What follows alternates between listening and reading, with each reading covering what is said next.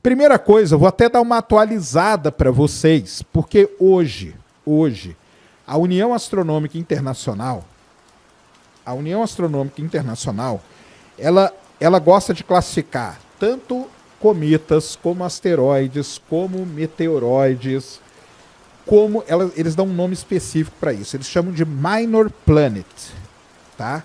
Eles chamam de Minor Planet, ou seja, planetas menores. Esse é o nome que eles costumam dar para esses objetos. Tanto que o principal centro que pesquisa sobre asteroides, meteoros, é o MPC, que é o Minor Planet Center, tá? Então, isso é uma das primeiras coisas que é bom a gente falar, que asteroide, meteoroide, esses objetos aí, cometa é também considerado um minor planet, tá? Um planeta menor. Uma informação muito importante: existem cerca de 1 milhão de asteroides conhecidos, tá? 1 milhão. Sendo que a maior parte de todos os asteroides que a gente conhece estão localizados num negócio chamado Cinturão de Asteroides do Sistema Solar, que é uma região que fica entre Marte e Júpiter. Então, entre Marte e Júpiter, se você fizesse as contas do Kepler, era para ter um planeta ali, mas não tem. Aliás, tem uma história muito legal com Ceres. Guardem esse nome aí, Ceres, tá? Ceres foi descoberto em 1810 e Ceres foi descoberto como sendo um planeta, galera. Sabia disso? Isso mesmo. Ceres foi descoberto como planeta, primeira divisão. Depois ele foi rebaixado para asteroide, a terceira divisão. E depois eu brinco que ele é igual ao Fluminense. Ele subiu no tapetão para a segunda divisão. Junto com Plutão ele virou planeta anão. Então, aquela região ali do Sistema Solar é uma região que tem muito asteroide. É a região conhecida como o cinturão principal de asteroides do Sistema Solar. Esse é o nome dele. Main Belt, tá? Asteroid. É o cinturão principal de asteroide. Era para ter ali um objeto, tá? Mas não tem. Então o que você tem são vários objetos. Uma pergunta que todo mundo faz é o seguinte: se a gente juntasse todos os asteroides do cinturão de asteroides, daria um planeta? Não daria. É muito pouca coisa. Porque você tem Ceres, que é muito grande, Vesta, que é muito grande, uns outros 2 ou 3 que são grandes, e o resto é tudo pedacinho, tá?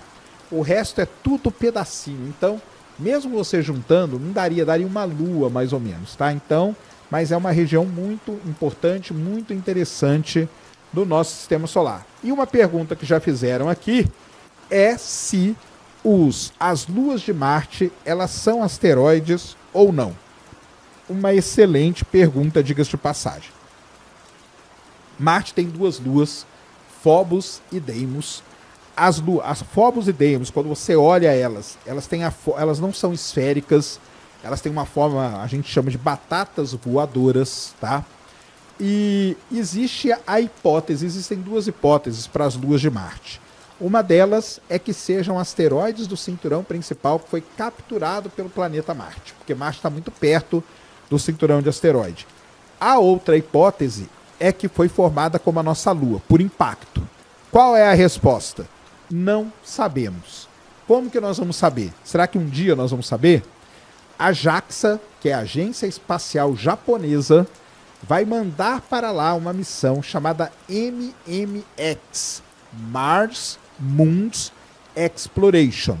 E a ideia, o principal objetivo dessa missão é descobrir se as luas de Marte são asteroides capturados ou foram resultados de impacto. Ah, mas como que a gente não sabe? Não era só analisar?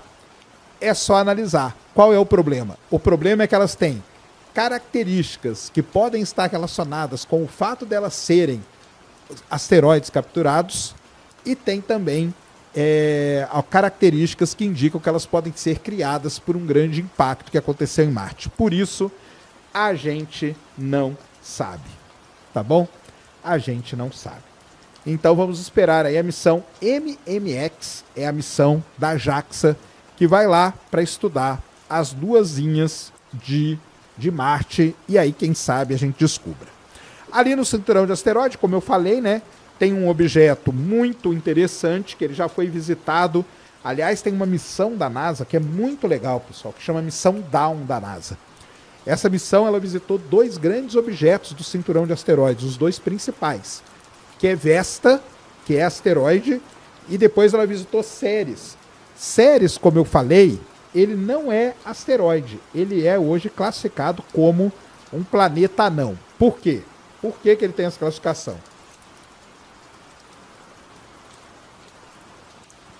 Lá em 2006, os astrônomos, principalmente da Caltech, eles começaram a observar lá perto de Plutão muitos objetos que eram parecidos com Plutão em tamanho. Alguns deles eles imaginavam até que eram maiores que Plutão. Depois chegou à conclusão que não era. Mas aí eles viram o quê? Que Plutão não era, preste atenção, o objeto dominante na sua órbita. Beleza? Plutão não era o objeto dominante na sua órbita. Se você olhasse a órbita de Plutão, ela tinha vários objetos que rivalizavam com Plutão.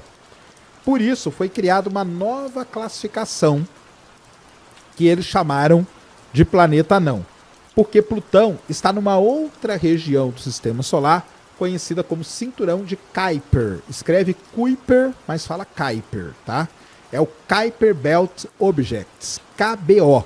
É uma outra região do Sistema Solar depois de Netuno.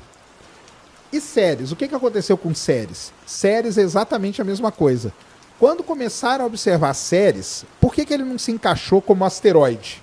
Primeira coisa, porque ele é esférico. Então, na classificação da União Astronômica Internacional, planeta anão tem que ser esférico. O que quer dizer um objeto esférico? Um objeto esférico quer dizer um objeto que está em equilíbrio hidrostático. Isso quer dizer o quê? Que a pressão para espremer esse objeto é igual à gravidade do objeto. Quando você tem essas duas forças iguais, você tem um objeto em equilíbrio hidrostático. Se uma dessas forças está ganhando, qualquer objeto que está no sistema solar, ele vive uma disputa, um cabo de guerra entre a pressão e a força da gravidade. Beleza? Essa que é a luta deles. A pressão, que é de dentro para fora, e a força da gravidade, que é de fora para dentro. Certo? Todos os objetos esféricos, eles estão em equilíbrio hidrostático. Por que a teoria, um parênteses aqui bem pequeno, por que a teoria da Terra plana não faz sentido nenhum na questão de objetos? Porque um objeto plano, ele não está em equilíbrio hidrostático. E a gente sabe que os objetos estão em equilíbrio hidrostático. Simples assim, tá? Como que a gente sabe? Você vai lá e faz experimento. Você mede a pressão, você mede a força da gravidade, você vai ver que essas coisas se igualam, tá? É só isso que é para fazer e acabou.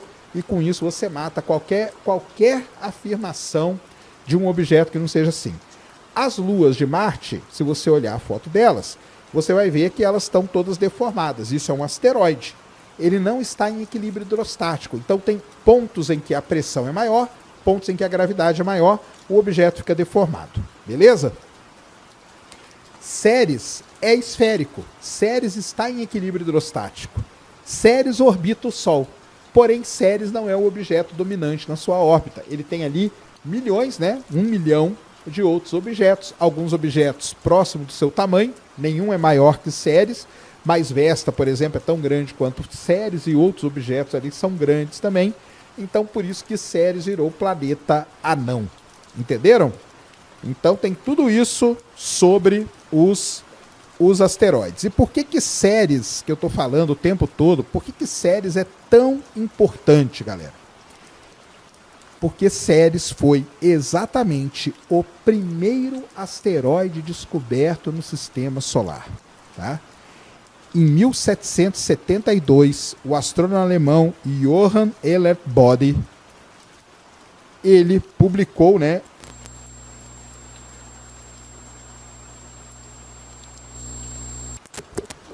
Oi, voltou? Voltou? Ele publicou a famosa lei de Tittus-Bore. A lei de Tittus-Bore é que diz que ali naquela região do sistema solar deveria ter um objeto.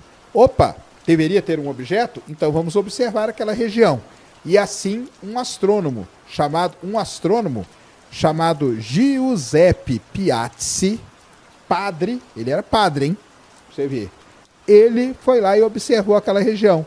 E quando ele observou aquela região, o que ele descobriu? Ele descobriu um grande objeto ali. Ele descobriu Ceres, tá? O Piazzi, Giuseppe Piazzi, padre, que gostava de astronomia, ao observar aquela região, ele descobre Ceres em 1801. No dia 11 de fevereiro de 1801, ele faz a 24ª observação e ele vê que aquele objeto, então, ele era um objeto que andava. Ele anuncia, né, a sua descoberta um pouco antes, em 24 de janeiro de 1801. Então, olha só que interessante, né? A história dos asteroides, ela começa em 1801. É muito pouco tempo, tá? É muito pouco tempo. Ceres, o primeiro asteroide descoberto no sistema solar pelo Giuseppe Piazzi, que vai observar aquela região devido à presença, devido à lei, né, famosa lei de Tituz-Bore, que diz que naquela região ali tinha que ter um planeta, mas não tinha, e tinha Ceres. Por isso que quando Ceres é descoberto, pessoal, Ceres é descoberto como planeta, tá? Ceres foi descoberto como planeta, ele não foi descoberto como asteroide, não, tá? Ele foi descoberto como planeta, beleza? Muito bem. Só depois, né, que eles começaram a fazer cálculos e tal, e chegaram depois ele caiu para asteroide, depois ele virou planeta anão, como eu já contei para vocês, tá bom? Então, essa aí é a ideia de como começou tudo isso sobre asteroide no sistema solar. Começa em 1801. Depois você tem outros 3 grandes asteroides. Então, o Ceres, a gente chama, né, era um Ceres, hoje a gente não tem mais. O segundo grande objeto do sistema solar é Pallas, o terceiro é Juno e o quarto é Vesta. Todos eles foram descobertos em 1807. Ou seja, quando o Piazzi, Giuseppe Piazzi, descobre Ceres em 1801, aquela região, a gente pode dizer que essa galera toda aí que vai vir muita gente, entendeu? O Gauss vai participar disso, o Watson, o Goldschmidt, o Luther, uma galera, tá? Um monte de astrônomo vai começar a participar dessas observações. Porque, igual hoje, né? Eu não sei se vocês sabem, a gente tem os caçadores de asteroides, né? Então, por exemplo, tem a Nicolinha, a menina, acho que ela tem, hoje ela deve ter o quê? 12 anos, Nicolinha? Não sei, Nicolinha, se você estiver indo lá e fala quantos anos você tem aí. Ela sempre está assistindo a gente, tá? Ela é caçadora de asteroide, tá? Então hoje você tem os caçadores de asteroide. Aqui no Brasil a gente tem grandes caçadores de asteroides. Por exemplo, o grande Cristóvão Jacques, tá? Cristóvão Jacques é um dos maiores caçadores e descobridores de asteroides do mundo, tá? Do mundo. Aliás, o Brasil nesse tema específico da astronomia, ele é muito forte, tá? A gente tem no Brasil a Bramon, a gente tem a Exos, a gente tem o Cristóvão Jacques, a gente tem a Nicolinha tá aí, ó. Falei que a Nicolinha tá aí, ela tá sempre aí, ó. Nicolinha de 2012, então ela tem 12 anos. É isso aí, tá vendo, Nicolinha? Eu falo que ela tá sempre... eu tenho 11, ela escreveu aqui, ó. Eu tenho 11, vai fazer 12 então. O Cristóvão, o pessoal da Bramon, o pessoal da Exos, tem a grandíssima Beth Zuculo. Sempre falo nela, um salve, Beth, seu filho deve estar assistindo aí. Um salve aí, porque ela falou pra mim que o filho dela sempre assiste, de repente ela ouve o nome dela aqui. A grande Beth, que é uma das maiores conhecedoras de meteorito do mundo inteiro, tá? Não tem, talvez, uma ou outra pessoa que chegue perto do que a Beth conhece de meteorito. Então o Brasil, nessa área, ele é muito bem representado, tá, galera? Muito bem representado. Então, mas da onde que veio esses caçadores de asteroides, que a gente chama, né? Os caçadores de asteroides, eles vêm lá desse começo aí, 1801, 2, 3, até 1807. E a parte interessante dessa história toda sobre asteroide é que no começo não tinha fotografia. Como que eles registravam, né? Então eles registravam tudo na mão. Na mão, que eu quero dizer, não é nem desenho, não. Eles registravam as órbitas que eles estavam observando. Por quê? Depois eu vou abrir o site do MPC aqui, que é um site que todo mundo tem que aprender a usar. Principalmente porque quando você ouvia assim, está vindo um asteroide em direção à Terra, vai acabar com o planeta. Você entra no MPC que você vai ver que não é nada disso, tá? Mas o que acontece então? A primeira foto, né, o primeiro registro fotográfico de asteroide, ele vai acontecer lá em 1891. Um cara chamado Max Wolf, ele foi o primeiro cara a registrar um asteroide com fotografias de longa exposição, tá? E só, presta atenção, ô Nicolinha, Nicolinha, quantos asteroides você já descobriu, Nicolinha? Escreve aí pra nós na live, já que você está aí no chat. Quantos asteroides você já descobriu? Conta aí pra galera. A Nicolinha já descobriu alguns asteroides, tá? Conta aí pra galera. Enquanto ela conta aí, ó, esse Wolf, tá? O Max Wolf, ele descobriu nada mais, nada menos do que 248 asteroides. Só esse cara. Então, pessoal, para vocês terem uma ideia, criou-se, né, uma nova área dentro da astronomia. A astronomia que é um negócio milenar antes de Cristo, né? Séculos antes de Cristo, a astronomia já existia e tal. Só que em 1800, nesse período aí, final dos anos, né, 1801 a 1900, né, esse século, vamos dizer assim, é criada basicamente uma nova área dentro da astronomia, que é essa área de você observar asteroides e descobrir asteroides, tá?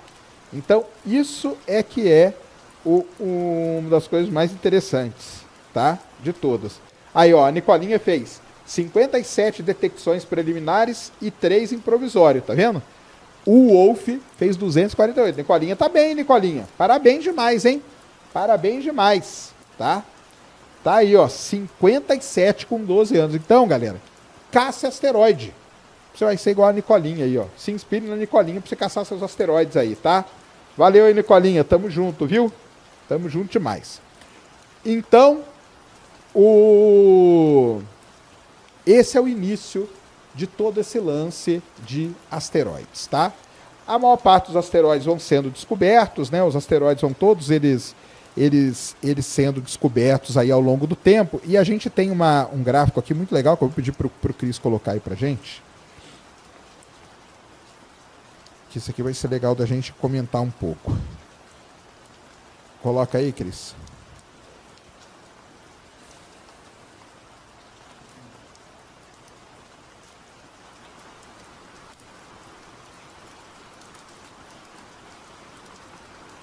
Nicolinha, cara. Nicolinha, aí, ó. Então tá lá. Esse é um gráfico muito importante. Isso aqui é o gráfico de descoberta de asteroides, tá? Então aqui estão todos os asteroides, né? Em azul aqui, ó, estão todos os asteroides descobertos. Aqui eles estão pegando de 1980 a 2024, tá? Então tá atualizado esse gráfico. Eles não vão pegar antes de 1980 porque nem vai mudar ali, né? Essa ciência do asteroide foi o seguinte. O pessoal lá nesses anos que eu estou falando para vocês, na verdade eles começaram a olhar para uma parte do sistema solar que ninguém olhava. É só isso, cara. Só isso que eles fizeram, tá? Eles começaram a olhar para uma parte do sistema solar que ninguém olhava. Quando eles começaram a olhar para aquela parte, começaram a descobrir os objetos e pronto, beleza? Então, olha só que interessante. Em azul aqui são todas as descobertas. Você vê que a partir aqui de 2010, né, tem um grande crescimento no descobrimento de asteroides, tá? Ó, o mais recente aqui tá 30 de março de 2024. Tá bom, uma data boa pra gente ter de comparação, tá?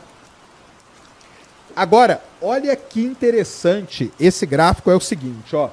Se você olhar aqui embaixo, que está em vermelho, isso aqui são asteroides com mais de 1 quilômetro. Mais de 1 quilômetro é coisa grande pra caramba, né? Um asteroide é muito grande. Um asteroide com 1 quilômetro de diâmetro, que a gente diz, né? É um asteroide muito grande. Mas você vê que são poucas descobertas. Por quê? Porque a maior parte dos asteroides grandes já tinham sido descobertos.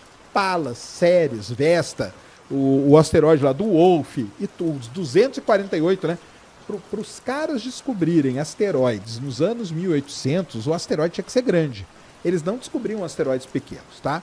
Então o que a gente diz hoje é que os grandes asteroides com mais de 1 quilômetro de diâmetro são todos conhecidos, tá? São todos conhecidos. Beleza? Aí você tem uma faixa aqui, que são os asteroides com 140 metros. Esses, daqui a pouco eu vou mostrar um outro gráfico para vocês, tá? Mas esses aqui, ó, é que começam a ter mais descoberta, tá bom? Só que, tá vendo todos aqui? Essa faixa azul seriam todos esses e os com menos de 140 metros. Esse gráfico, ele mostra o que pra gente? Esse gráfico, ele mostra pra gente que, à medida que a tecnologia vai avançando, é meio óbvio, né, o que eu vou falar, tá? A tecnologia vai avançando, a gente consegue descobrir objetos menores. Então, hoje você tem asteroides com, sei lá, 7 metros, 8 metros, 10 metros, 20 metros, 30, 40, 50, que na época, lá nos anos 1800, não era para... Não conseguiam ser descobertos. Não conseguiam ser descobertos, tá? Mas agora eles conseguem ser, tá bom? Então tem isso aí que é muito legal. O Felipe entrou, Felipe Henning. Sérgio, entrei agora, não sei o que está acontecendo. Tá caindo um asteroide agora? Não, tá caindo nada, cara. Tá caindo nada. Estamos só fazendo aqui um programa Sacane Responde sobre asteroides, meteoros e meteoritos, tá? Fique tranquilo, você aí que sofre de ansiedade, porque aquele dia lá um monte de gente veio falar comigo do programa lá que a gente fez da explosão solar. Pô, Sérgio, eu sofro de ansiedade e tal. Cara, o mundo não vai acabar assim tão fácil não, tá? Não vai acabar. Fica tranquilo aí. Você que sofre de... Você tá falando groselha. O gráfico só dos Near Earth. Sim, dos Near Earth, cara. Porque os outros já foram descobertos, cara. Entendeu? Porque esse termo... Deixa eu ver quem falou aqui que eu tô falando groselha aqui. O Rafael falou que eu tô falando groselha. Esse termo Near Earth, cara, ele foi um termo que veio muitos anos depois, entendeu? Muitos e muitos anos depois, tá bom? Muito padre na astronomia. Sim, cara, porque quem que tinha dinheiro para comprar telescópio naquela época? A igreja, entendeu? Era a igreja, tá bom? Então é isso. Que é isso, Nicolinha? Você que é uma inspiração para todos nós, viu? Qual o maior asteroide? O maior asteroide, Saulão, que a gente tem hoje Valeu aí, The Alexanders. The Alexanders falou que está caindo, mas o domo nos protege. Você está errado, The Alexanders. Porque na teoria da Terra plana, o asteroide são pedaços do domo que caem na Terra. Ah, moleque. Tirou 0 em terraplanismo, hein? Tirou 0 em terraplanismo para você, The Alexanders. Eu sei o que é, tá? Você que é inspiração, Nicolinha, para todos nós, viu? Brigadão aí, tá bom? Muito bem, então. Então, onde que eu parei aqui? Na história dos asteroides. Então, os asteroides começaram a ser descobertos. E esse lance do nome, né? Igual o cara falou ali, que eu tô falando groselha e tal, isso é um grande problema que é enfrentado hoje pela comunidade astronômica, né? Porque você tem asteroide, você tem Near Earth Object, aí você tem Near Earth Asteroid, aí você tem PHA, que são os asteroides potencialmente perigosos. E aí você vai tendo uma centena de nomes para designar basicamente a mesma coisa, tá? A mesma coisa. Então, o pessoal hoje divide assim, asteroides do cinturão de asteroides, asteroides troianos, que são asteroides também, e os Near Earth Objects, são os objetos próximos da Terra. E só que por que acontece uma confusão? Porque numa dessa, um asteroide do cinturão de asteroides se desgarra e ele vira um NEO, que a gente chama, que é um Near Earth Object. Um asteroide que está na órbita de Vênus, ele é o quê? É um Near Earth Object. E aí? Então, vira essa confusão toda, por isso que o cara vem me xingar aqui, falando que eu estou falando groselha, porque ele não sabe que tem essa diferença na nomenclatura, terminologias e tudo mais. Isso mesmo, cara, é isso aí. É muito difícil. Cara, eu sei mais as teorias de conspiração do que os próprios conspiracionistas, viu? Fica ligado, tá bom? Fica ligado.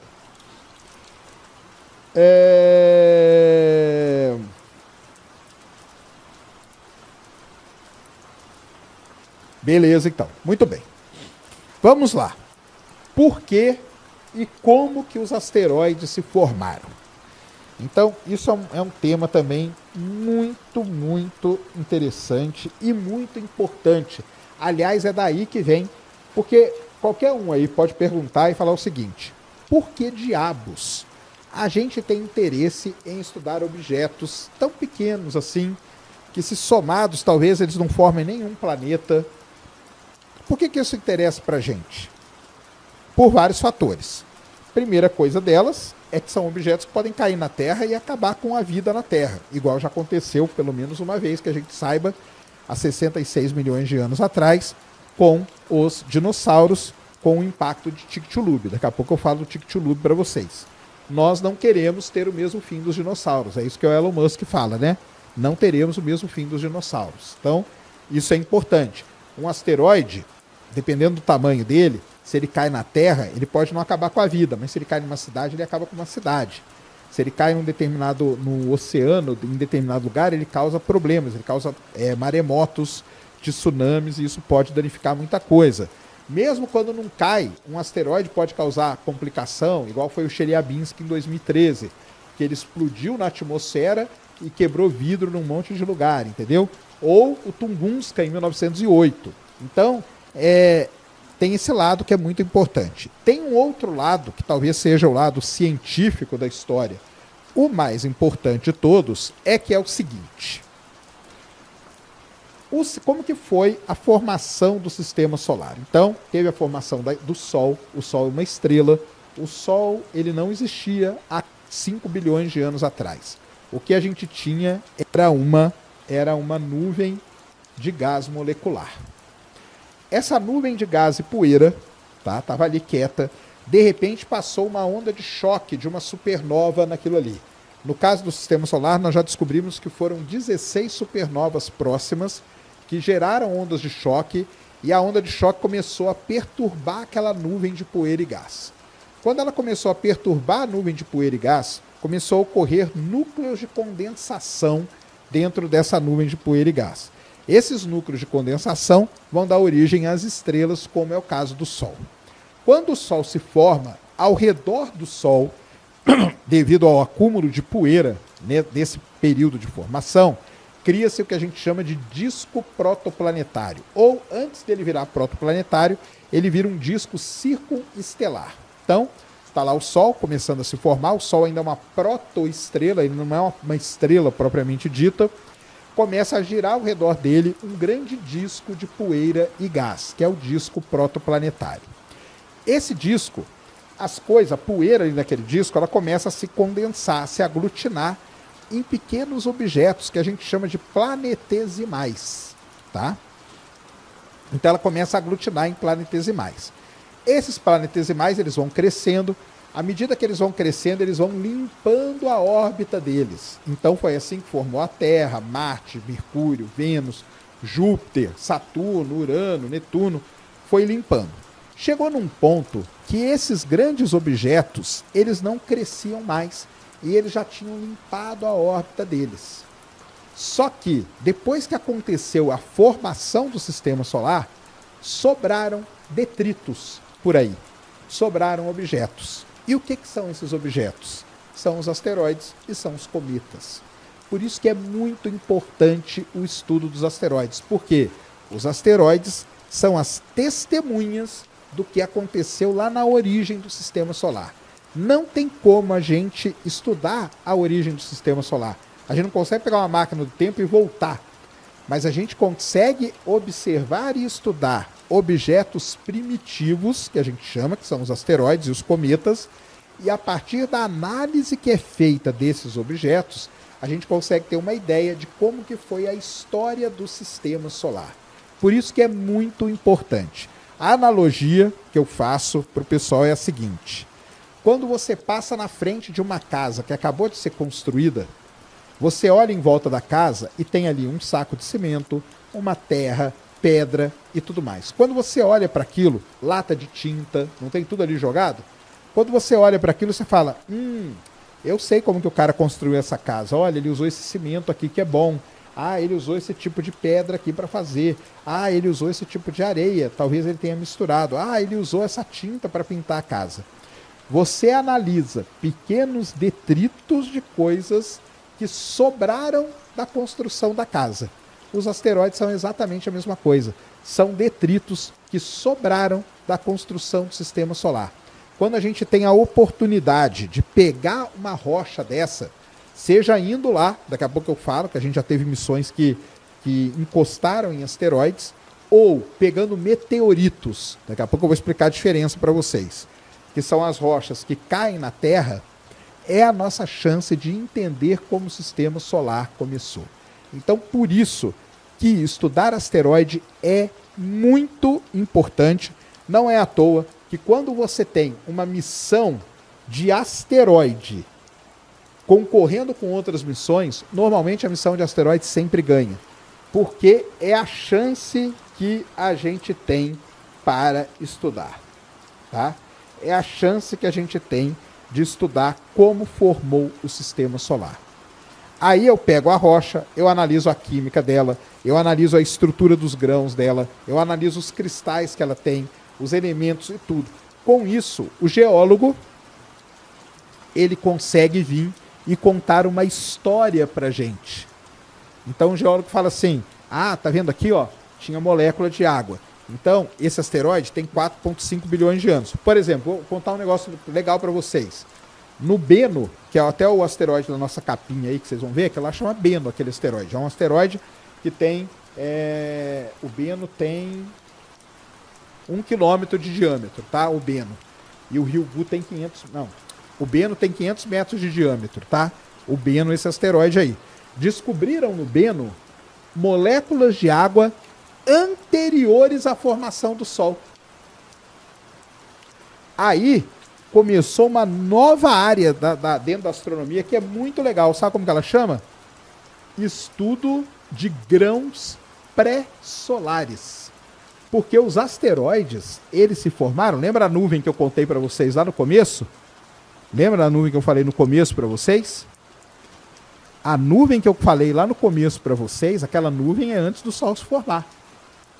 Mas os asteroides, eles já tinham pego coisa daquilo ali. Os asteroides não se formaram naquele disco? Eles só não viraram planeta. Eles foram o resto que foi deixado de lado. Então, a gente consegue estudar grão pré-solar. A gente consegue identificar, a gente identificou hoje, que a água, existe uma parcela da água que ela já existia na nuvem que deu origem ao Sol. Ou seja, tem água pré-solar nas amostras do Bennu e do Ryugu.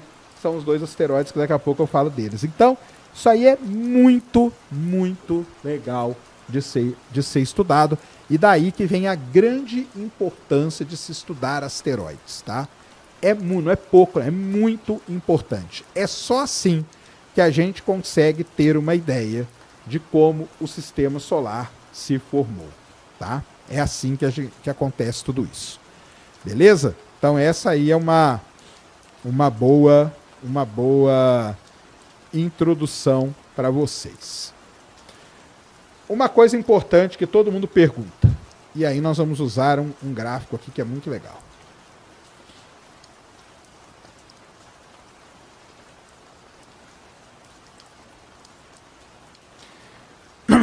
Qual é a diferença entre asteroide, meteoro, meteorito e cometa? Porque tem todos esses objetos aí. Todos eles, eu já vi aqui uma pessoa perguntando, mas o que é maior? Não é o tamanho que vai dizer, tá? Não é o tamanho que vai dizer. Mas, eu vou mostrar um negócio aqui para vocês. Talvez seja a melhor figura aqui, ó. Eu vou te mandar aqui, querido, você dá um download aí nesse pôster aí que vai aparecer.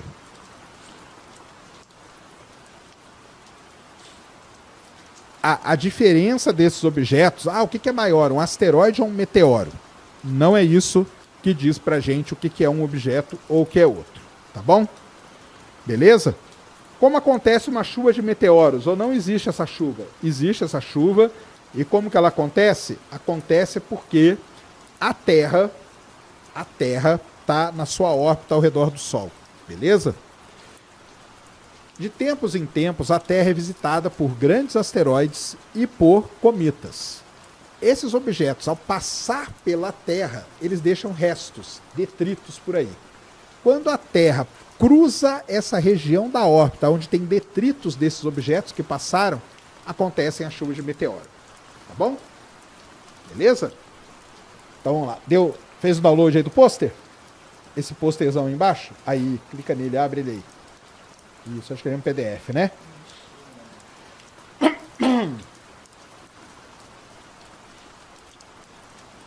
Ah, tá aí. Então tá aí, ó. Isso aqui é a Sociedade Americana de Meteoros. Fez esse pôster aqui que ele é muito legal, tá? Então vamos começar com um objeto que a gente já fez um sacane responde dele, que é o cometa. O que é um cometa, então? O cometa é um objeto que é formado basicamente de gelo e rocha. Mas preste atenção, o cometa tem gelo, tá? O cometa tem gelo. Tá bom? O cometa tem gelo. O cometa tem estrutura, que é uma coma, que a gente chama, que é uma atmosfera, e ele tem uma cauda que vem da atividade dele. Tá bom? E os cometas normalmente são muito grandes, tá? Então os cometas têm, sei lá, 10 quilômetros, 12 quilômetros, 4 quilômetros, são muito grandes. Show? E eles residem, na sua maior parte, eles vêm num lugar chamado nuvem de Oort ou do cinturão de Kuiper. Tá bom? Qual foi o resultado da Roseta? Luiz, aí você tem que ir no nosso outro episódio, que é sobre cometa. Eu não vou falar de cometa aqui agora, tá bom? Muito bem. Aí a gente entra nos objetos que interessam pra gente, que são asteroides. O que são asteroides? São pedaços de rocha maiores que 1 metro. Aí começa todo o lance da terminologia que eu falei. Uma rocha espacial que tem mais de 1 metro, ela é classificada asteroide. Ah, por que ela não é um cometa? Primeira coisa, asteroides têm muito pouco ou não tem gelo. Segunda coisa, a maior parte dos asteroides, tem uns que tem, mas a maior parte dos asteroides não tem atividade igual tem o cometa, ou seja, não tem cauda. Ah, tem asteroide com cauda? Tem. Tem alguns asteroides com cauda aí, que o pessoal é um objeto que fica entre asteroide e cometa e tal, é uma espécie raríssima no sistema solar, tá? Mas os asteroides, eles não têm também coma, não tem aquela atmosfera em volta. Isso são asteroides, rochas espaciais com mais de 1 metro de diâmetro. Com menos de 1 metro de diâmetro, tem um monte. A gente chama do quê? De meteoroide. Então, meteoroide, menos de 1 metro de diâmetro. Asteroide, rocha espacial com mais de 1 metro de diâmetro. Beleza? Chuva de meteoros, eu já falei, é quando a Terra cruza uma região cheia de detritos deixados aí por cometas ou grandes asteroides que passaram pela Terra. Muito bem. O que é o meteoro? Agora prestem muita atenção. Dá uma abaixadinha aqui, Cris. O que é o meteoro? Ó, leiam aqui, ó. O meteoro, ele é o efeito luminoso. Ele é a luz na atmosfera. Isso é o meteoro. Por quê? Porque meteoro, a palavra meteoro, ela quer dizer atmosfera, galera. Sabiam disso? Por isso que existe uma ciência chamada meteorologia, que é o estudo da atmosfera. Aí eu pergunto, atenção para a resposta, hein? Preparados aí para a resposta? Preparados para a resposta? A chuva é um meteoro? Sim ou não? Respondam, rápido. A chuva é um meteoro? Sim ou não? Vamos ver. Chuva é um meteoro? Ah, não. Precisa não. O pessoal vai responder aqui, vê? Aí, o Juca já acertou. Isso aí. Chuva. Sim, chuva é meteoro?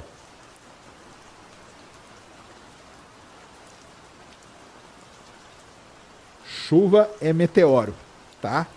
Chuva é um meteoro aquoso. Ah, tem uma galera aí que tá ligada, é isso aí. Então, chuva é um meteoro. Por quê? Porque a chuva acontece aonde? Na atmosfera. O meteoro é um meteoro, ele é a luz, tá? Quando o meteoroide ou o asteroide, eles entram pela atmosfera e queimam, a luz que você vê, a gente chama de meteoro, tá? Então, a chuva é um meteoro. A chuva é um meteoro aquoso. Beleza? Então tá aí.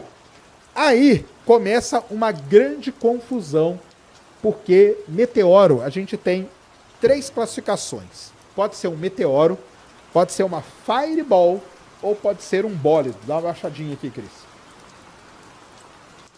Tá aí, ó.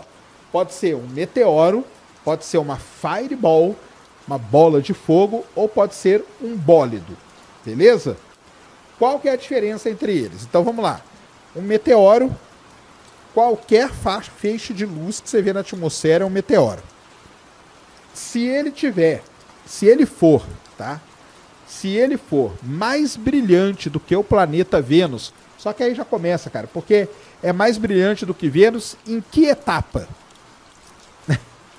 Em que etapa da vida de Vênus, né? Porque Vênus tem período do ano que ele é muito brilhante, mas tudo bem. Se for um feixe muito, muito brilhante, a gente chama de fireball, tá? Fireball.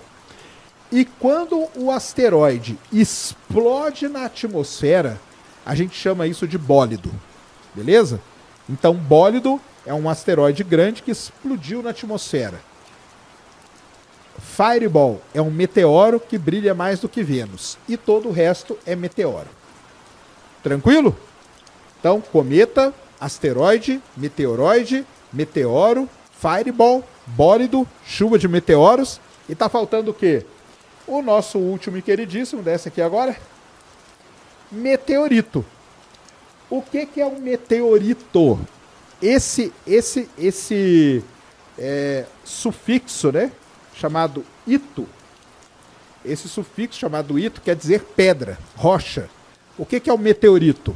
É a rocha do meteoro. Então é o seguinte: entrou um asteroide pela atmosfera, ele queimou, sobrou um pedaço dele e ele caiu na Terra. Eu vou lá e pego aquela rocha. Quando eu pego aquela rocha na mão, eu tenho um meteorito, que é a rocha proveniente do asteroide. Asteroide, quando ele está no espaço, queimando na atmosfera, é o meteoro. Sobrou um pedaço, é o meteorito. Beleza? Tá explicado? Não vão mais confundir? Não vão mais confundir?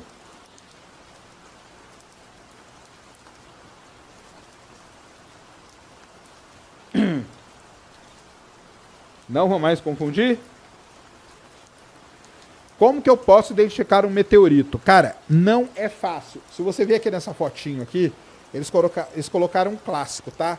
O meteorito, normalmente, o meteorito ele tem uma crosta preta, que é a crosta de fusão, que chama.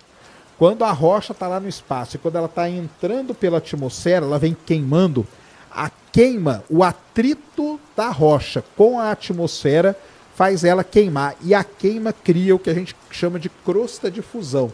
Quando o meteorito a gente pega ele normalmente tem uma crosta bem pretona assim, e costuma ser uma rocha um pouco mais pesada, tá? Só que só de olhar para uma rocha é muito, a não ser a Beth e mais umas 2, 3 pessoas no mundo vão saber, ao olhar para uma crosta de fusão. É isso, crosta de fusão. Quando pouquíssimas pessoas no mundo vão saber, olhando só a rocha, se ela é um meteorito ou não. Normalmente você tem que levar para um laboratório e aí você vem fazer você vai fazer uma análise química e aí pela análise química você vai saber se aquilo ali é um meteorito ou não, tá bom? Só de olhar é muito difícil. Beleza? Tranquilo. Aí o pessoal tá perguntando assim, e o que é o famoso aerolito? Não é o programa lá do... Não é um programa do do Chapolin, não, e não é o programa que o Lito tinha. O Lito, no canal dele, tinha um programa que chamava Aerolito, lembram disso? Um aerolito, ou um aerólito, né, como o pessoal também chama, nada mais é, galera, do que um meteorito, tá? Não tem o ito. Então é rocha aérea, né? Ou seja, a rocha de um meteoro. Então o aerolito ou aerólito é um outro nome que é dado para meteorito. Na verdade é o seguinte, não é usado mais. É o lance da terminologia, da nomenclatura, lá que eu falei desde o começo. Antigamente, muito antigamente, você chamava de aerolito. Muito antigamente não existia o termo meteorito, tá? Existia o termo aerolito. Beleza? Existia o termo aerolito. É isso que é o que tinha, tá? Depois, com o passar do tempo, as coisas foram mudando, modernizando e tal, e eles começaram a chamar de meteorito. Então, já entrou em desuso o termo aerolito. Tá errado? Não tá. Mas ninguém usa mais o termo aerolito, tá? A gente usa meteorito, que é basicamente a mesma coisa. Entendeu? É pedra, cara. Pedra que veio do espaço. Tá bom? Aerolito pode ser de vulcão? Não pode. Porque se você fizer a análise, você vai ver que a rocha do vulcão, ela tem características do planeta Terra. E a rocha do meteorito não tem características do planeta Terra, tem características de objetos do espaço. Tá bom? Então é isso. Mas como que há rochas no universo? Então eu já expliquei, cara. Lá no começo existia... Cara, pior que eu nem encosto ele do nada. É? O que é a poeira? Para quem não sabe, deixa eu pegar uma poeira aqui espacial, porque eu acho que vocês nunca viram uma poeira espacial. Deixa eu pegar aqui. Porque a poeira que a gente fala... Ah, você fala poeira, poeira é poeira mesmo? É poeira, cara. É poeira, chama Cosmic Dust. Tá? Chama-se Cosmic Dust. E para você ter uma ideia, tá? Cai na Terra em torno de 5.200 toneladas de poeira cósmica todo o ano, tá? Todo o ano cai poeira. Então, isso aqui é uma poeira, isso aqui é uma foto de um microscópio, você vai ver que ele está com uma escala de 10 micron. Deixa eu passar aqui para o Cris para ele colocar ali.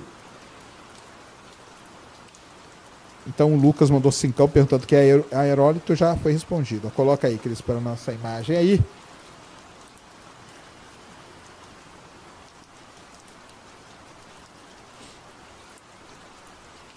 O Cris vai colocar aí na tela o que é uma poeira cósmica.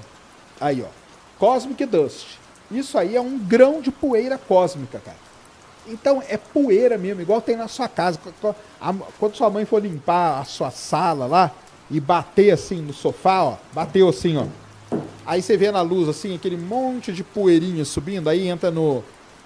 Outro dia eu tava em live lá e eu falei que eu tava com poeira, com pó no nariz, cara. A galera pegou isso. Então quando a pessoa bate assim, ó, sobe aquilo lá, é poeira. É isso aqui, ó. Isso aqui é poeira cósmica. Quando essa poeira cósmica, ela vai juntando os grãozinhos e tal, ela vai crescendo, ela vira um planetesimal. Se ela não virar um planeta, ela vira um asteroide. Então sim, temos rocha no universo, cara. Olha que coisa, hein? Hã? Tá bom? A nuvem de Magalhães é poeira? Tem poeira também. Mas tem muito gás, tá?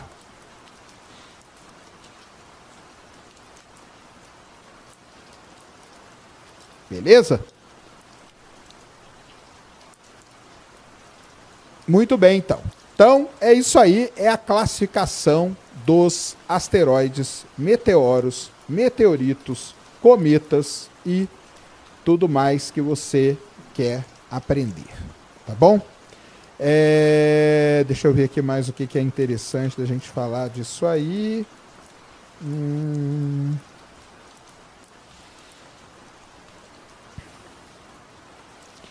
Composição. Tá, isso é importante. Então vamos falar da composição, né? Ou da classificação dos asteroides, né? Os asteroides, tá? Eles são classificados de duas maneiras bem importantes, tá? Uma pode ser a classificação orbital. E aí, pela órbita, você divide em várias famílias e tudo mais. E tem a classificação espectral dos asteroides. Tá? Tem a classificação espectral deles. E aí, existe um negócio que é muito legal, que é a taxonomia, dos asteroides. E aí, como que é feito isso? Bem, você vai lá e pega os asteroides, e pelos asteroides, pelos meteoritos, no caso, pelos meteoritos, tá? Você pega o meteorito, com o meteorito você faz um estudo espectral dele, e aí você começa a fazer vários estudos, e você começa então a agrupar eles. E aí você chega nessa tabela aqui gigantesca. Coloca aí pra gente, Cris. Tem a tabela de classificação dos asteroides, meteoros, meteoritos e tudo mais, tá?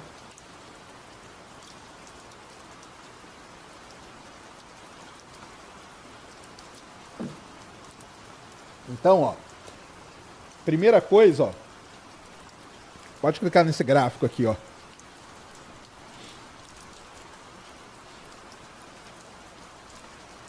Então esse gráfico aqui, ele fala aqui, ó, direitinho, tá? A classificação. Então tá ali, ó. Tá vendo, ó? Main Belt. Aqui é a distância do Sol. Então o cinturão de asteroides, ele fica ali a aproximadamente 2,5, entre 2 e 3 unidades astronômicas do Sol, tá?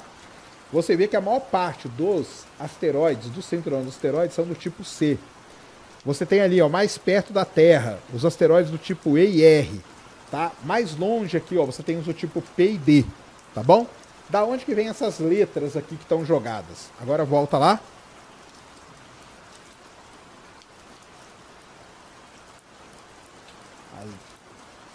Aí desce aí. Aí tá ali contando a história que em 1975 os astrônomos Chapman e Morrison e o Ben Zellmer desenvolveram um sistema de taxonomia para classificar os asteroides. Então tá aqui, ó. Sobe mais um pouquinho. Não, aliás, desce, desculpa. Aí, ó. E isso aqui é a tabelona, tá, galera? Isso aqui é a tabelona gigante, que eu não vou ficar aqui falando tudo, mas só para vocês terem uma ideia, eles pegam a classe, né? A, B, C, D, colocam a letra normal ali. Eles classificam pelo albedo. O que é o albedo? É o brilho. E aí eles vão fazendo aqui, ó, toda a classificação. Ó, por exemplo, pega esse aqui, ó, classe Q. Ele tem aqui uma queda, né, um talude ali avermelhado em 0,7 microns. Ele tem uma feição de absorção profunda e arredondada no 0,75, tá? Então, o que é isso aqui? Isso aqui é o espectro. Quando você faz o espectro, que são os elementos químicos, eles dão linhas de absorção e de emissão. E essas linhas, elas podem ser um pouco diferentes. Uma pode ser uma linha mais aberta, mais fechada. E com isso os caras usaram para classificar. Vocês veem que é muito confuso, porque se você pegar só o 0,75 aqui, ó, ele aparece aqui, ele aparece aqui, ele aparece aqui, ele aparece aqui.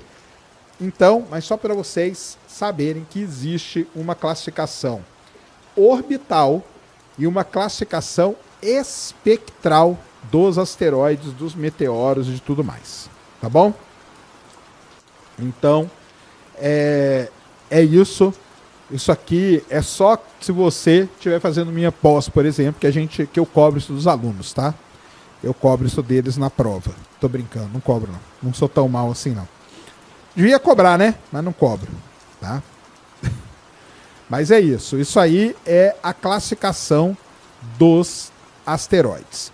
Tem uma outra coisa muito interessante, que são os asteroides, como eles são descritos, né? E os asteroides próximos da Terra, eles recebem, são os NEOs, né? Hoje, isso é uma coisa muito moderna, tá? Os Near Earth Objects, tá? Ou os Near Earth Asteroids, ou os PHAs, aí vai depender. Eles podem ser Atiras, eles podem ser Atenas, eles podem ser Apolos, ou eles podem ser Amores, tá? E aí, se não me engano, é o MPC que traz isso.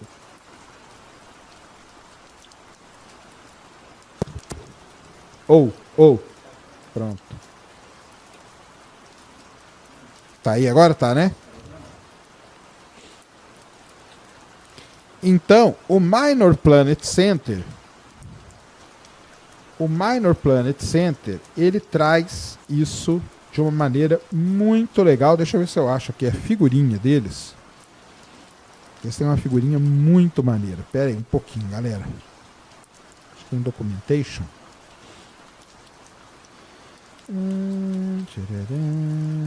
Introdução, exemplos.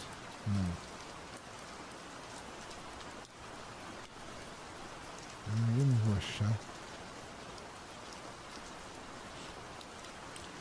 Eles tinham uma tabelinha dos NEOs. Deixa eu ver aqui. Near Earth Asteroid Classification. Ah, achei a tabelinha. Achei a figurinha, filha da mãe. Ai, falei que era no Minor Planet Center?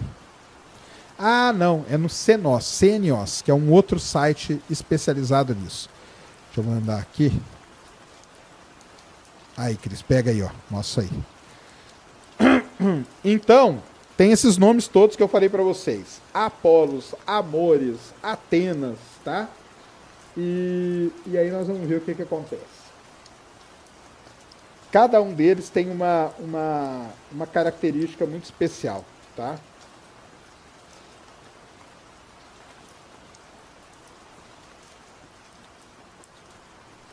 Desce aí agora. Aí, ó. Abre essa figurona aqui, ó. Vê se isso aqui é uma figura. Acho que é, né? Isso. Aí, ó. Tá aí, ó. Então tá lá. Os amores. Os amores é quando a órbita... Presta atenção, hein? Vai cair na prova amanhã, hein? Vamos lá. Os amores é quando a órbita do asteroide nunca cruza a órbita da Terra. Tá vendo ali? Amores. Os Apolos. Cruza a órbita da Terra. Tá vendo? Ó, cruzou. Só que a Terra está sempre interna à órbita do asteroide, onde ele não cruza. Atenas cruza a órbita da Terra, mas sempre interno à órbita da Terra. Tá bom? E Atiras é quando a órbita do asteroide é sempre interna à órbita da Terra. Cada um desses nomes vem de acordo com um desses grandes asteroides. O Amor, o Apolo, o Aten e o Atira. Tá? Então isso aqui é a classificação de um tipo específico de asteroides, que são os asteroides que estão muito próximos da Terra. Tá bom? Então, quando você vê assim, tá vindo um asteroide que vai bater com a Terra no dia tal. Ele é um asteroide do tipo Amor. Aí você entra aqui e vê, será que ele pode ser um Amor? Aí você entra ali e vê o que ele é. Tá? Então é esse que é o lance. Então, isso faz parte da classificação. Lembrando que essas coisas são coisas extremamente modernas, extremamente recentes. Durante boa parte da história dos asteroides, tudo era asteroide. Não tinha divisão, não tinha nada. À medida que fomos melhorando a tecnologia, melhorando a identificação das coisas, a gente chegou nisso aí. Tá bom? A gente chega... nessa questão aí. Tá bom? Então isso aí é a classificação dos asteroides. E tem uma outra tabela aqui, que é os...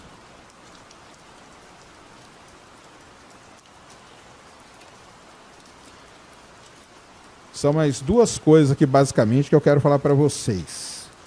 Que é o risco de colisão dos asteroides, que eu sei que é isso que vocês estão preocupados, né? Se o mundo vai acabar. E aí, o mundo vai acabar? Ou o mundo vai acabar amanhã? Não vai. Fica tranquilo, galera.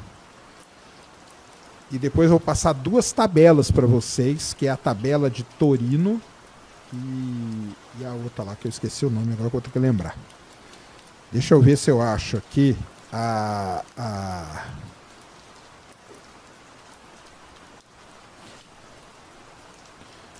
figurinha clássica. Tem umas figurinhas clássicas nesse negócio de asteroide, viu? Tem umas figurinhas que são clássicas. Mas acho que essa aqui já dá pra... Deixa eu ver se dá pra ter uma ideia boa aqui, ó. Pronto. Vou dar para ter uma ideia legal.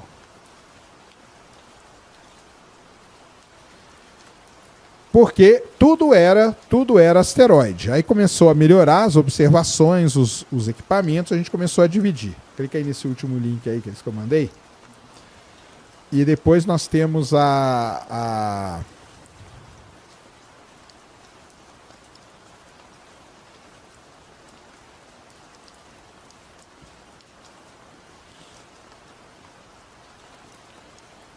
que são as duas aqui. Torino e a outra que eu vou mostrar para vocês já já, tá? Então é o seguinte, desce aí, desce, e aí você vai pegar uma figura que está aí embaixo, vai descendo. Aí, ó, abre essa figura aí.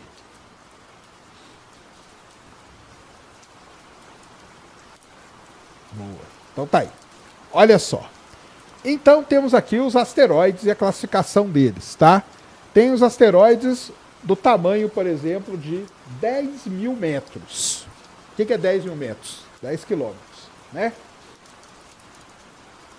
Os asteroides de 10 quilômetros, eles têm uma frequência de bater na Terra entre 100 e 200 milhões de anos. Seria o quê? Chicxulub, 66 milhões de anos. Acredite que ele tem ali 15, 20 quilômetros, né? O que bateu na Terra, que é esse cara aqui. Eles são considerados, o nome deles, tem dois nomes que eles dão para eles. Um é muito exagerado, que é o Planet Killer, e o outro é o Life Killer. São impactos que podem acabar com a vida no planeta. Não tá? Ou? Tá esquisito. Beleza? Então, esses caras são muito grandes, são fáceis de serem detectados, não vai bater nenhum tão próximo aí. Os de 1000 metros, 1 quilômetro, uma colisão a cada 500 mil anos, tá? Uma colisão a cada 500 mil anos, beleza? Aqui tá uma coisa importante que eu não falei, né? 100% desses aqui, Life Killer, já foram descobertos. 95% desses aqui já foram descobertos, tá? Eles podem criar uma devastação global, podem criar um caos gigantesco. Agora começam os perigosos. Os perigosos para a NASA, para a Agência Espacial Europeia, para a Agência Espacial Japonesa, são esses dois próximos aqui. São os asteroides que têm entre 25 e 30 e 140 metros. Esses é que nós temos que se preocupar. Por quê? Primeiro, a gente só conhece 40% deles. Só 40% deles são conhecidos. Segunda coisa, se eles caírem em São Paulo, por exemplo, eles acabam com a vida na Terra? Não, mas eles acabam com a cidade de São Paulo. E aí? É um desastre. Não deixa de ser um grande desastre. Concordam comigo? Mas eles não são Planet Killer e eles não são também Life Killer, tá? Eles são terremotos. Asteroides que podem acabar com uma cidade, talvez com um continente, né? Desastres continentais aí podem acontecer, vai depender do tamanho. Se for um de 140 metros caindo, um de 140 metros caindo numa cidade, ele acaba com um continente. Um de 20 metros caindo numa cidade, ele acaba com a cidade, tá bom? E tem os pequenininhos, que são os 4 metros. E aí e qual que é a frequência, né? É de 1 a 20 mil anos cai um desses aí, por aí, tá? E depois os de 4 metros, que cai um por ano mais ou menos. A gente conhece muito pouco deles, por quê? Porque são esses muito pequenos, que são, por exemplo, o de Portugal. Chegamos em Portugal, final de semana, passou rasgando os céus de Portugal e da Espanha, passou um meteoro muito brilhante. Ele deveria ser originalmente um asteroide com seus 4 metros de diâmetro, tá? É isso que aconteceu. Então, essa tabela aqui é a tabela que você tem que guardar na sua cabeça, tá? Essa é a tabela que você tem que guardar na sua... Não é serial killer não, cara. É Life Killers que a gente chama, tá? que são os que causam extinção em massa. Ó, ficou bonitinho aqui na tela, ó. Coube a tabelinha todinha, eu não atrapalhei em nada, ó. Então, faça um print aí agora. Faça um print dessa tabela. Essa é a tabela que vai salvar vocês no dia do juízo final. Ah, é. Tá tudo aqui. nv99.com.br/ciência sem fim, links úteis. Então vamos lá agora para os nomes daqueles que quase causaram problemas com a gente. 66 milhões de anos atrás, caiu um asteroide gigantesco, com 20 quilômetros de diâmetro mais ou menos, em Chicxulub, no México. Acabou com a vida na Terra, ou, para não dizer que acabou com a vida na Terra, acabou com 75% da vida na Terra. Dinossauros foi tudo pro saco, tirando aqueles que voavam, que podiam mergulhar, pegar comida, ou os que viviam muito no fundo do mar. Porém, graças a ele que nós estamos aqui. Porque se não fosse o asteroide, talvez os dinossauros estivessem reinando na Terra até hoje, mas não estão, né? Por que eles não estão? Porque eles foram destruídos pelo asteroide. Ele era esse cara aqui, ó. Life Killer. Tá? Aliás, a gente sabe disso aqui por conta dele. Tá? 66 milhões de anos atrás. 1908. Em 1908, cruza a atmosfera da Terra. A gente não sabe se ele explodiu na atmosfera. Provavelmente ele não caiu na Terra, porque não tem resquício, não tem cratera.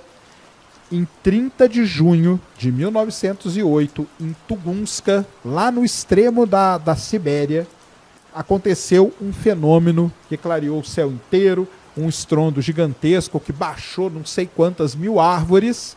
Ele é um objeto daquele tipo lá, ó, de 25 metros, que acontece a cada 100 anos. Por quê? 100 anos depois, em 2013, na Rússia de novo, cidade de Chelyabinsk, cruza um meteoro gigantesco no céu, explode boa parte dele na atmosfera, destrói vidros e tudo mais, e cai um pedaço no lago lá e eles recuperam ele. Aquele lá, muito provavelmente, foi daquele tipo, de 25 metros. Por quê?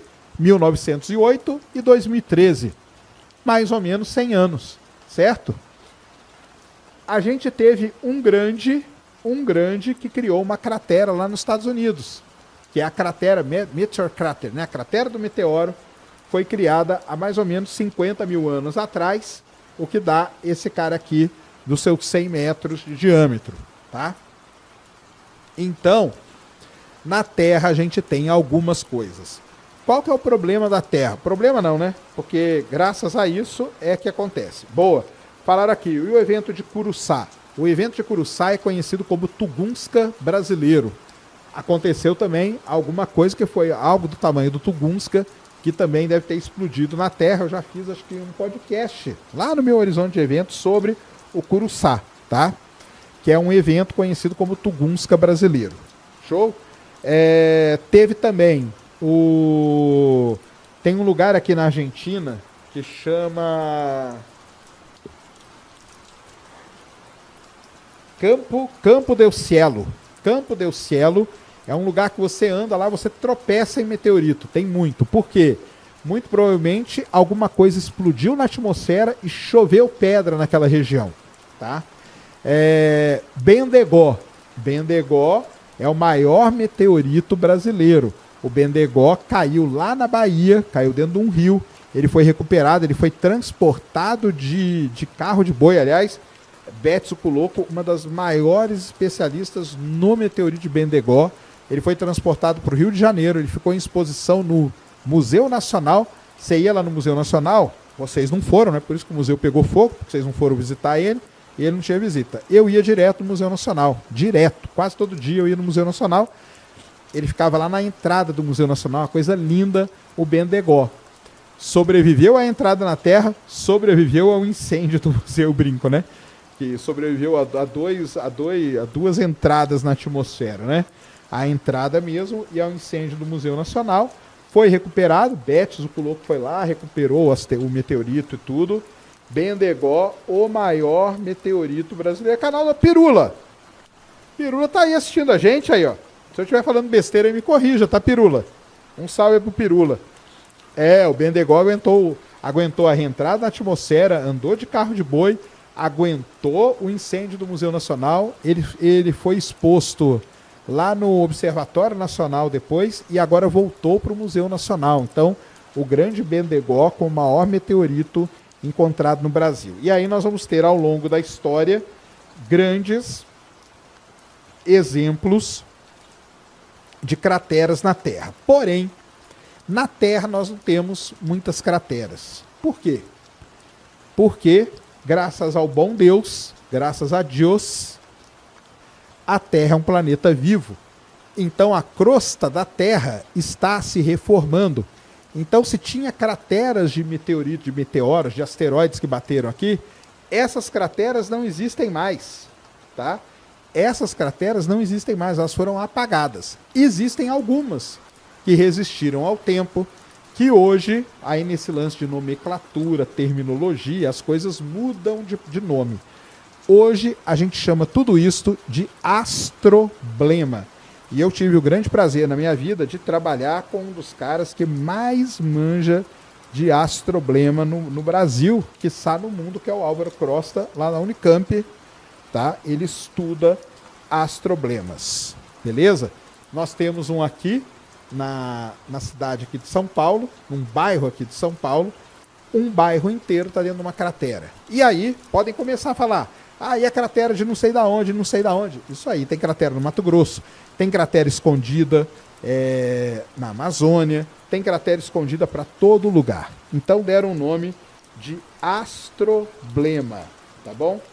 Astroblema é isso aí, é quando cai e a cratera ainda resiste. Na Terra é muito difícil, porque a Terra é um planeta vivo, a superfície da Terra, a crosta da Terra, ela está se reformando o tempo todo, e aí vai apagando essas marcas, mas é muito importante. Por exemplo, Chicxulub, né? Na mesma época de Chicxulub, lá na África, encontraram duas crateras que é muito parecida com a do Chicxulub. Então, hoje já existe uma outra hipótese de que o que acabou com os dinossauros não foi só um impacto, mas foi uma sequência de impactos. Então, só que tudo isso precisa ser muito estudado ainda e tudo mais. Então, tem cratera, né? Aí tem outro tipo de cratera, né, cara? Aí a gente tá falando de um outro tipo de cratera, que tem cratera pra caramba nas ruas, né, que a gente anda e tudo mais. Então, esses são alguns dos famosos asteroides que existem. E aí, nós temos duas coisas para falar para vocês, que é o seguinte, que é o risco, né, ou a escala de Hazard, que a gente chama, tá? E aí os caras criaram uma escala muito bonitinha. Tudo que é criado sobre asteroide, meteoro, eles fazem tudo muito bonitinho, porque como é um tema super sensível, né? Eles falam assim, vamos fazer bonito, porque aí pelo menos o pessoal acha bonito, né? E tá tudo bem, né? Como se fosse fazer muita diferença ser bonito ou não. Mas eles colocam. Então tem um negócio chamado escala de Torino. Então a escala de Torino, ela dá mais ou menos pra gente, tá? Mais ou menos uma ideia da probabilidade. Aqui, ó, achei uma completinha. Ô, garoto, aí sim. Tem uns caras que fazem uns sites, cara, que é bom demais, que eles conseguem matar a charada, fazem tudo junto. Ó, que maravilha. Aí sim, boa. Então, os caras estudando os impactos na Terra e tudo mais, criaram um negócio chamado escala de Torino. Clica aí, Cris, pra gente. Tudo isso que a gente está colocando aqui, nv99.com.br/ciência sem fins. Lá tem um negócio chamado links úteis, você clica lá, vai ter tudo isso aqui para você adquirir. Desce aí, vai lá embaixo agora. Pode descendo, aí mesmo. Aí, pode ir, tá aí embaixo. Aí, ó, essa figura aí. Aumenta ela. Eu acho que se você clicar nela, ela já vai ficar grande, hein? Mas tudo bem. Isso, tá aí. Isso. Então tá aí, ó. Isso aí é a escala de Torino. A escala de Torino, ela mede a probabilidade de colisão, tá aqui nesse eixo, com, de um lado, você tem a energia cinética, que é despejada pelo asteroide quando ele bate na Terra em megatons, tá? E do lado de cá, você tem a consequência da colisão. Então você tem, sem consequência nenhuma, consequência local, regional e global. Local acaba com uma cidade, regional acaba com um continente, global é um life killer, tá? É um life killer, beleza? E aí você tem a probabilidade de colisões. E aí você, com isso, você fica estudando. Então, por exemplo, ter uma colisão, né? Uma colisão de um grande asteroide com uma grande energia é muito pouca, tá? De um grande com uma energia um pouco menor, aí começa a ter. Então você usa essa escala, isso que a gente chama de escala de Torino. O nosso problema é aqui, ó. É aqui que é o nosso problema, mais ou menos ali entre o 3, o 4 e o 5. E aqui embaixo, você tem, então, o que acontece? Se cair no zero, o que acontece no zero? Não vai acontecer nada, obviamente. Aí você entra na zona verde ali, ó. Tá vendo? Zona verde, normal, tá? São esses asteroides todos aí que passam pela Terra, tá? Todos que passam pela Terra são esses aí, caem tudo no 1 aí, beleza? Aí você tem aqui, ó, a Yellow Zone, que é a zona de atenção dos astrônomos, que é o 2, 3 e 4 ali, ó. Aquela zona amarela é aonde a gente tem que se preocupar. Desce aqui um pouco, Cris. Então, ó, o 2 e o 3 e o 4 são aqueles asteroides que, se eles caírem na Terra, eles vão causar algum tipo de destruição. São os asteroides que a gente... Aí você tem que pegar essa tabela aqui e analisar junto com aquele outro gráfico que eu mostrei, tá? Porque aqueles asteroides entre 25 e 140 metros, eles caem todos nessa faixa amarela aqui. Por isso que eles são os mais perigosos. Tá? A gente conhece pouco e se eles baterem na Terra vai ter um probleminha aqui para nós, tá? Depois você tem aqui as ameaças globais, né? As ameaças globais aqui, que aí são encontros que acontecem muito raramente e tal, né? Que a gente já viu lá, que são aqueles asteroides muito grandes que a gente já conhece eles. Desce aqui, Cris. E aí você tem aí as zonas de destruição. Aí aqui é Life Killer. 8, 9 e 10 é Life Killer, que são aqueles que a gente já conhece 95% deles ou até mais, tá bom? Então, são as duas coisas que a gente olha. Quais são? A escala de Torino, que é esse negócio aí que eu falei para vocês, e o lance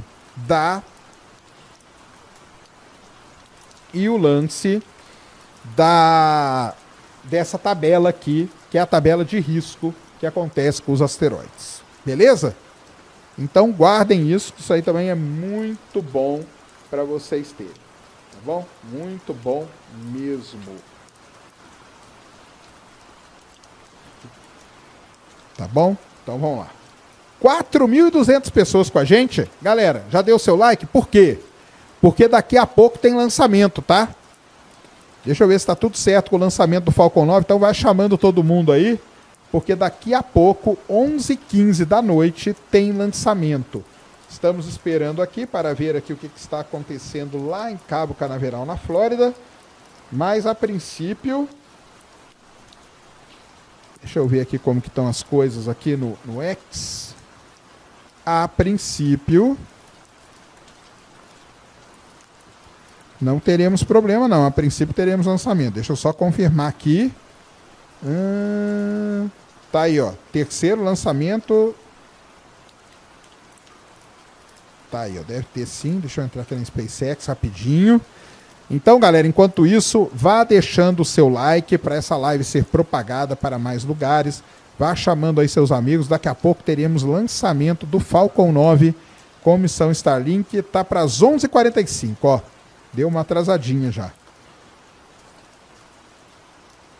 Já foi para 11h45, 23 de maio, 11h45. Então daqui 1 hora e pouquinho, beleza? Muito bem, deixa eu responder aqui uns superchats.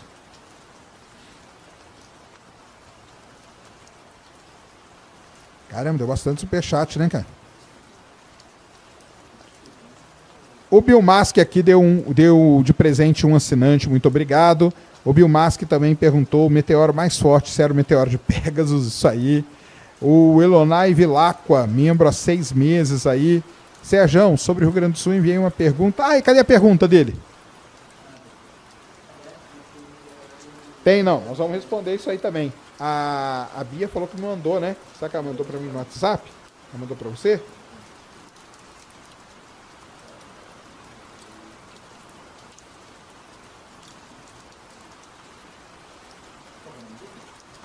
É o Elionai, né? Elionai Vilacqua.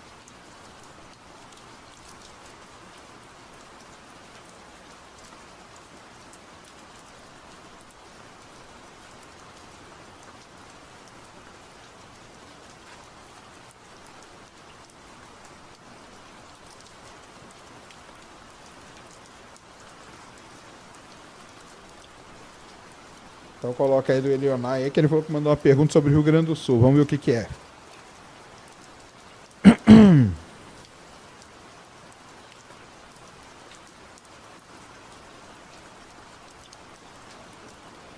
Sérgio, sei que hoje não é o foco, mas consegue fazer mais um panorama geral e breve sobre o Rio Grande do Sul? O pior já passou ou ainda não? Ou o que está para acontecer por lá? Minha irmã está para ir para Porto Alegre, estamos tentando convencer. É melhor não ir, cara. Deixa eu ver aqui como que nós estamos aqui. Entra aí, Cris, o indy.com. Entra aí no indy.com e vai em tempestade. Não tá bom não, a situação não tá boa não. Deixa eu ver aqui como vai estar amanhã. Ó, tá vindo aí, ó, para sexta-feira aí, ó. Porto Alegre vai enfrentar tempestades, hein? Então, liga a tempestade aqui. Aí desce aqui, né? Levanta aí o mapa aí para aparecer lá o sul. Tá aí, ó, o Rio Grande do Sul. Isso aí é agora, né? Tá chovendo muito ali no interior do Paraná, ó. Guarapuá, Umuarama, ó, tá vendo? Agora anda ali, ó, com aquela coisa amarela lá embaixo. Coloca ali sexta-feira, 11 da manhã. Aí, ó. Aí, ó. Tempestade em Porto Alegre. Então, tempestade aí para esse final de semana na região aqui de Porto Alegre, em Santa Maria, tá? Deixa eu ver aqui andando. Depois dá uma estiada boa, tá? Mas tá vindo aí uma leve nova onda de chuva. Começa amanhã, 8 da manhã, cruzando ali o interior do Rio Grande do Sul, passando por Porto Alegre e indo embora. Então amanhã, no período da manhã, até um pouco depois do almoço, deve ter muita chuva em Porto Alegre. Então a galera aí que fique atenta, tá? Depois aí as chuvas vai embora e aí fica... Aí é muito longe já, os modelos já começam a ficar imprecisos. Mas é isso aí, amanhã então temos problema, tá? Vilacqua, valeu aí, muito obrigado, cara. O Anderson Santos, sacane, estamos num dia depois de amanhã? Um dia depois de amanhã? Sempre estamos, na verdade, né? Sempre é um dia depois de amanhã. Pajé da Caravela mandou 5. Sérgio, já ouviu falar do astroblema de Araguaí em Matujá? Sim. É uma cratera de impacto de 40 km de diâmetro, maior da... Isso, é o que eu falei. Aí astroblema nós vamos ter espalhados aí pelo Brasil todo, pelo mundo todo. Ponto de fuga, não teve. Bruno Medeiros mandou 20. Como dizia o Kiko, já se foi o disco voador. Cadê a fita? Tô esperando. Eu pergunto, Qual é o maior asteroide conhecido pelo homem? Hoje é Vesta, tá? Inclui o asteroide como o dinossauro. O dinossauro não era tão grande, tá, cara? Poderia existir asteroide maior que a Terra? Não. Porque aí, por que asteroide? Boa pergunta dele. Por que asteroide tem um certo limite de tamanho? Porque as coisas, depois de um certo limite, elas ficam em equilíbrio hidrostático e elas ficam esféricas, tá bom? A Bia mandou 10,90. Viu Campo Flegrei? O risco é real? Campo Flegrei, né? Tá tendo muito terremoto. Tiraram lá umas 100 pessoas, 200 pessoas ali da cratera, né? Lembrando que Campo Flegrei é um super vulcão, que a cidade de Nápoles fica dentro, o estádio do Maradona fica dentro da caldeira, no meio da caldeira. E quando começa a aumentar os terremotos, os enxames de terremoto que a gente chama, a galera começa a tirar o pessoal de lá para ter uma certa segurança, tá bom? Ponto de fuga, Sacane. Qual é o asteroide com mais riqueza identificado até o momento? Boa pergunta. Seria, né? Ou deve ser o Psyche, né? Então, Psyche, ele é um asteroide. Eu não acabei não falando da composição muito dos asteroides, né? Mas os asteroides são rochas, muitos deles formados por carbonato, por tipos de rocha, né? Que a gente tem aqui na Terra, silicatos, carbonatos e tal. Só que tem um asteroide específico, que é o Psyche 16, aliás, 16 Psyche, que ele é um asteroide metálico. Lembra daquela história da formação e tal? Muito provavelmente o Psyche foi o seguinte: estava se formando um planeta. Lembra do negócio dos planetesimais que eu contei para vocês?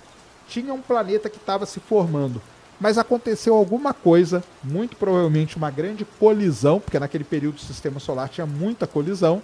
Aconteceu alguma grande colisão e o Psyche não formou um planeta. Então a gente acha que ele seria o fóssil, entre muitas aspas, de um núcleo planetário que não se formou. Um planeta que não se formou criou o asteroide 16 Psyche, que agora tem a sonda Psyche que está indo visitar ele, que deve ser muito rico em metais, e se ele viesse aqui, né, o pessoal até fala que ele valia 4 trilhões de dólares e tal, não sei o quê. Hoje a gente tem algumas dúvidas sobre isso, tá? Mas é isso aí. O Carlos mandou vintão aqui. Fala, Sacane, boa noite. Tem pretensão de trazer o engenheiro Léo para entrevistar? Ele manja muito de resistência dos materiais e é um baita engenheiro comunicador no mundo dos games. Eu vou ver com ele aí, vamos ver. Anota aí, Gabi, engenheiro Léo. Rangel Teodósio mandou cincão. Salve, Serjão. Por que os últimos episódios que foram para o Spotify não foram? Não foram? Hein, Cris? Os últimos episódios sem fim não foram para o Spotify? Então, tá com problema lá. Tava uma avaliação e tudo mais. Eu consegui resolver o que eles têm ontem e hoje. Eu tava mudando, tá? Então tá aí. Mas logo vai estar lá. Entre hoje e amanhã já tá lá. Tá aí.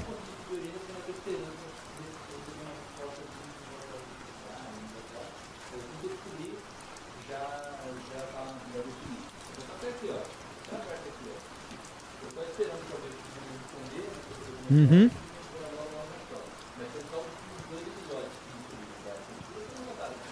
Isso aí. Então tá bom, viu, Rangel Teodósio? É isso. Teve uma atualização ali, o Cris está subindo. Essa semana deve resolver. Astronomia para leigos mandou cincão. Serjão, sei que é fora do assunto, mas se um planeta cai num buraco negro, ele é despedaçado ou cai inteiro? Depende do tamanho do buraco negro. Se for um buraco negro de massa estelar, ele é despedaçado.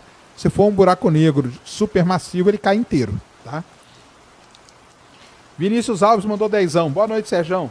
Toda área de estudo tem o seu terraplanismo. O terraplanismo da física é o próprio terraplanismo? É lógico, é aí que surge essa expressão, né?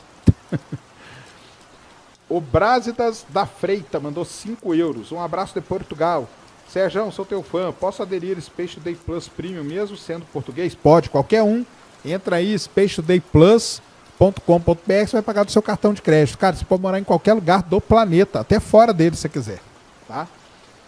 Canal Cine Audiolab mandou trintão. Salve, Serjão, gosto muito do seu podcast, meus parabéns. Uma dúvida que eu sempre tive sobre o assunto dessa noite é: se dois astros como esses colidirem, quais seriam as consequências? São desastrosas. Hoje não colide mais, tá? Ou colide pouco. Antigamente colidia muito, igual eu falei, estava um planeta se formando, tomava uma grande pancada daquela, criava uma outra coisa. Teia foi um objeto do tamanho de Marte que bateu na Terra. Muito provavelmente essa é a origem da Lua, tá? Então, hoje o sistema solar é um lugar mais tranquilo de se viver. Não tem tantas colisões assim. Ainda tem, mas não se compara ao que acontecia no passado, tá? O sistema solar passou por um período que foi chamado período do grande bombardeamento, era colisão para todo lado, coisa que era muito longe, que era gelada, colava, que são os binários de contato, e quando colide é destruição, tá? Daniel Oliveira mandou 10. Boa noite, Serjão. Se temos um cinturão de asteroides que está após Marte, o quão vazio ou denso ele é? Não temos imagens reais que mostrem o cinturão. Não temos, cara, porque a gente tem a representação. Ele é muito, muito espaçoso, cara, porque o espaço é muito grande. Então, não é igual o Star Wars representa. Aquilo lá de Star Wars não tem como você fazer, tá? Que é você pegar uma nave e se esconder, né? Todo mundo lembra dessa cena, eu acho, né? Que o Han Solo... Ele tá batalhando com alguém no cinturão de asteroide e ele pega a nave dele e se esconde num asteroide. Isso aí não existe, tá? A Dawn, ela demorou 1 ano e meio para viajar do Vesta pro Ceres. Então as coisas são muito distantes, tá? Não tem como ter uma imagem. Não é que você chega assim ali perto, tira a foto e vê aquele monte de pedaço de rocha. Não é assim, tá? Lucas Fornatiari. E o que são os aerólitos? Já respondi. Lucas Faria mandou 10,90. Também estou na luta de divulgação. Alguma dica? Não desista, cara. É difícil, é complicado. Tá aí o Pirula que não deixa mentir.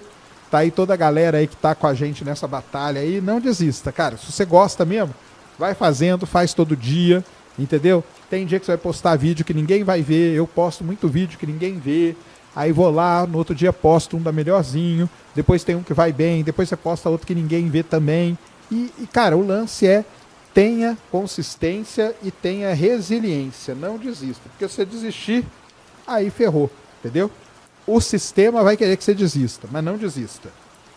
Zilmara Conceição mandou vintão, muito obrigado. Jackson Moura, 54,90, top superchat até agora, hein? Obrigado. Mix, como é esse aqui? Milks Hackson. Mandou 2. E o asteroide M do Magneto? Se encaixa onde? Se encaixa num asteroide metálico, tá? Vinícius Alves mandou 10. Boa noite, Serjão. Todos os meteoros que foram descobertos orbitam alguma estrela? Meteoro não, né? Asteroide.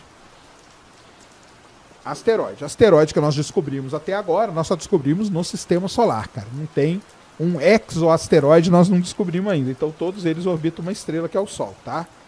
Simon Souza mandou 5. Quais os elementos que existem nas rochas espaciais, mas não existem na Terra? Não tem. Todo elemento que tem na rocha espacial tem na Terra. Não tem um elemento novo, tá? Simon... esse aqui já foi. Gustavo mandou 10. Serviu o exército, Sérgio? Não, servi não. Kevin Pitinelli mandou 10,90. Matéria e energia escura existem de fato? Temos grandes evidências que existe alguma coisa ali que a gente não sabe direito o que é, cara, tá? As evidências indicam que sim, tá? Mas como a gente brinca, pode ser que daqui 20 anos chegue alguém e fale assim, aquele gordinho lá fala de matéria escura, um negócio que nem existe. Pode ser. O Wendel mandou 5. Sérgio, a NASA tem interesse no Psyche 16? Tem sim. E acabar de vez com a falta de investimentos. Como assim? Não entendi, cara. Tutti Frutti Player mandou 20. Oi, querido Sérgio, boa noite. Sérgio, se puder, fala aí da Itália, do super vulcão que está querendo dar a guspidinha. O Campo Flegrei, já falei, está aumentando ali o número de terremotos. Acho que umas 200 pessoas. Amanhã a gente fala no Ciência Sem Fim News, tá? Vinícius Versoni mandou 5. Lisa Randall tem um livro sobre um disco de matéria escura no meio do sistema solar. Esse disco chega perto da esfera de Oort e muda a trajetória do asteroide. Sério? Thiago mandou 5. Aí, Sérgio, muito bom o clipe do Cosmic Redemption. Gostou? Boa, hein? Foi legal. Henrique Pires mandou 10. O universo é infinito, de todos os lados. Existe planeta na altura de 20 metros de altura? Vamos lá. O universo é infinito de todos os lados. Exemplo. Existe planeta na altura de 20 metros de altura e outro planeta na altura de 501 metros de altura? Ou os planetas ficam na faixa os planetas ficam na mesma faixa, tá? Por isso que a gente chama de disco protoplanetário. Dificilmente você tem algum planeta que tem um ângulo muito grande com relação ao Sol, tá bom? Sérgio, o Brasil tem um satélite meteorológico próprio, Meteosat, né? O Meteosat não é brasileiro? Agora não sei, cara. O Amazônia 1 não é de meteorologia. Eu acho que tem sim. Luiz Neto, Sérgio Mito. É verdade que alguns cientistas não acreditam que houve Big Bang? Não é questão de acreditar, cara. Muitos cientistas dizem que a origem do universo foi de outra maneira. Ou o universo é num buraco negro, ou vivemos numa simulação, ou foi um Big Bang, se o universo nunca acaba e nunca termina, ou foi o Big Bang, por aí vai. Então, sim, mas a questão não é de acreditar, tá? Sérgio, sugestão de programa sobre Rio Grande do Sul. Quando passar tudo isso, chame... Está... Ah, o pessoal da Metsu, né? Caramba, eles perderam o estúdio deles na enchente? Caramba! Não sabia não, cara. Um salve pra galera do Metsu aí, tamo junto, viu? Que coisa. Deixa eu ver aqui qual que nós estamos com o lançamento. Tá faltando 56 minutos para o lançamento. Então dá pra... Tem pergunta aí no Insta, né, Cris? Então joga na tela.